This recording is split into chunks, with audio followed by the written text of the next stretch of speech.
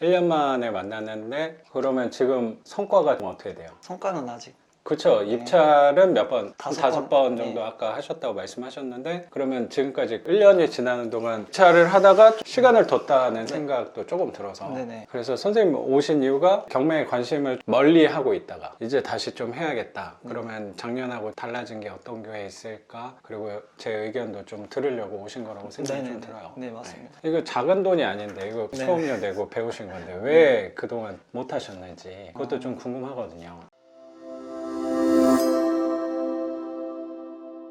안녕하세요, 작가 반재상입니다. 오늘 또 제 교육생께서 제 사무실에 이렇게 놀러 오신 게 선생님 처음. 이거 저희가 굉장히 영광스러운 일이 아닌가라고 생각이 좀 돼요. 이 평일 낮 시간에 이렇게 오기가 쉽지 않았을 텐데 소개 좀 부탁드리겠습니다. 선생님 좀 멀리서 오셨잖아요. 세종에 살고 있는 29살 세종에서 지금 온 거예요? 연차 내고 왔습니다.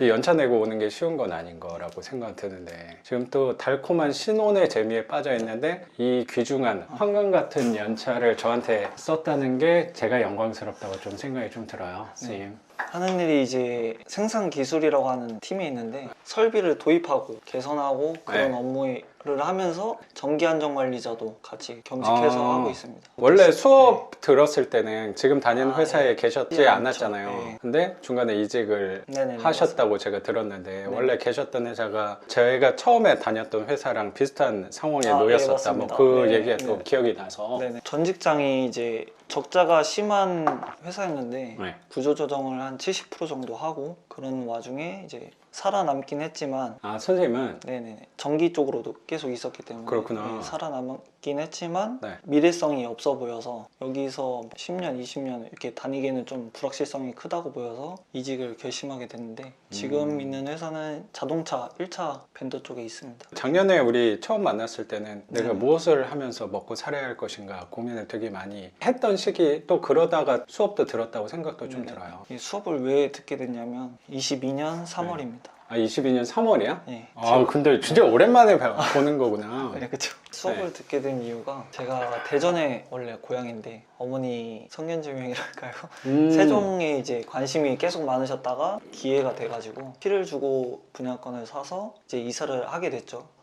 대전에 있다가 세종으로? 이사를 하고 나서 그때는 결혼 전에? 네네, 결혼 전입니다. 좀 있다가 이제 부동산이 다 급등했잖아요. 그게 언제였죠? 20년도에 이사했는데 그때는 이제 세종시에도 좀 사람이 적다가 점점 많아지는 걸 느꼈지만 세종이 그때 되게 많이 급등하고 그랬을 때 아니에요? 네, 맞아요. 허리 정도 왔을 때. 그럼 어깨가 아니어서 다행이었네. 네.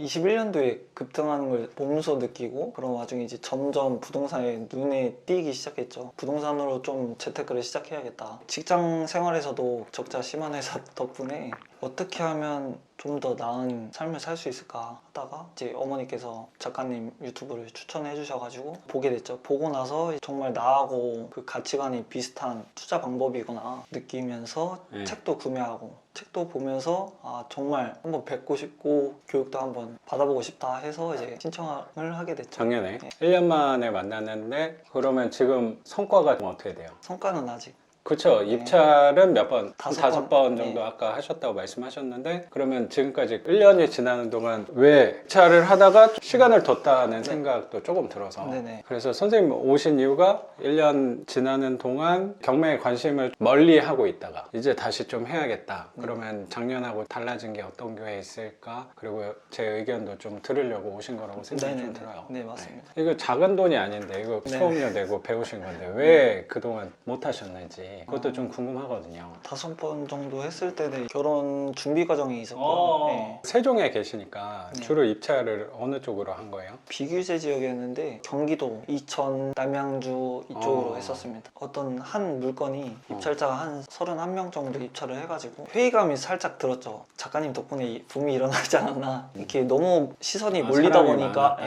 보니까 한 달 정도 여유를 두고 관망을 해보자 하다가 제가 회사에서 중국 출장 잡혀가지고 한동안 못하고 이제 결혼식이 이제 얼마 남지 않아서 결혼 준비하고 결혼 준비하느라 바빠가지고 못했죠 그동안. 결혼 준비할 때 사람도 많이 만나야 되고 신경 쓸 것도 많으니까 네, 네. 그거 하면서 또 경매에 힘쓰기는 쉽지는 않았을 거라고 생각이 좀 들어요. 저도 교육생분들 보면은 입찰하시는 분도 많다고 생각도 드는데 수업 듣고 나서 안 하시는 분들도 분명히 있거든요. 근데 맞습니다. 그런 분들 중에서도 이게 뭐 경매를 해야지 옳은 거고 정의로고는 아니라고 생각은 드는데 처음에 한다고 마음 먹고 나서 돌아오지 않는 분들이 훨씬 비율이 많다고 생각은 드는데 그래도 다시 또 해야겠다라고 생각을 하셨다는 게 마음을 보여준 결정체가 어쩌면 여기 오신 거라는 생각도 들어요. 왜냐면 평일에 이렇게 시간을 또 연차까지 내가지고 멀리 오는 거는 쉬운 일은 저는 아니라고 생각은 좀 들어서 이제 다시 심기일전 해가지고 작가님처럼 30채는 하고 싶다라는 생각으로 다시.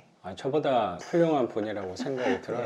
저만큼 하지 말고 저보다 더 많이 했으면 좋겠어요. 꾸준히 하다 보면은 어느 정도 해야 되는지에 대한 가늠이 좀 될 거니까 실제로 선생님이 낙찰 받고 내 돈이 얼마 들어가고 대출이 어떻게 돼서 월세 받는 거를 한번 해보시면 또 감이 오실 거라고 생각해요. 저를 지향점으로라기보다 중간 과정으로 생각하고 선생님이 맞는 방향으로 저절로 잡혀질 수 있지 않을까 생각은 좀 들어요. 그래서 궁금한 부분은 어떤 거예요? 궁금한 부분은 이제 부모님 거주 중인 제 명의로 된 아파트 하나가 있고요. 그리고 이제 지금 신혼집인 아파트가 하나 있는데 그건 이제 와이프 명의고요. 근데 이제 둘 다 아파트에? 혼인신고 했어요? 안 했습니다. 아직 안 했고? 네, 애 낳으면 제 명의로 된 집을 처분을 안 하고 빌라를 이제 계속 낙찰받으면은 단점. 걱정되는 게 좀 있나 봐요? 네네, 세금에 대한 거를 제대로 설계를 하고 나서 좀 시작을 하고 싶어서 이제 작가님 뵙고 이제 해결하려고 찾아왔죠. 지금 상황에서는 선생님 아파트 한 채가 있는 네네네, 거네? 네네. 그렇죠? 아내 명의 집에서 살고 네네. 있는 거고 네네. 지금 당장은 상관없지만 향후에는 아기 갖게 되면은 혼인신고를 또 혼인신고를 해야 되는 거니까 그러면 아파트가 두 채가 네네네. 장기적으로는 또 생길 가능성 때문에 세금에 대해서 세금. 세금에 대해서 알고 싶어서 저도 찾아봤는데 5년 이내에 처분을 해야 된다고 들었어요. 양도세를 안 내려면 양도세 중과 세대 합가에 의한 네. 비과세. 네네네. 네. 비과세를 받으려면 작가님 책을 읽다 보면은 세금에 대한 게 제대로 설계하고 시작을 하는 게 나을 것 같아서. 하나를 팔 계획이 좀 있는 거예요? 아내 명의인 거를 좀 팔겠다? 아니면 부모님 명의 거를 좀 팔겠다? 뭐 둘 중에 하나를 네, 둘 중에 팔겠다는 하나, 게 네. 있는 거네? 비과세는 좀 챙겨야 되니까. 굳이 안 챙겨도 되는데 작가님 책 내용에 보면은 오래된 아파트라도 팔지 않고 기존 아파트를 월세를 주고 더 좋은 집으로 빌라에서 나온 수익을 가지고 이사를 하는 게 책을 열심히 읽었네요. 낫지 않을까 싶기도 해서 지금 팔아야 될지 안 팔아야 될지 이렇게 고민하고 있습니다.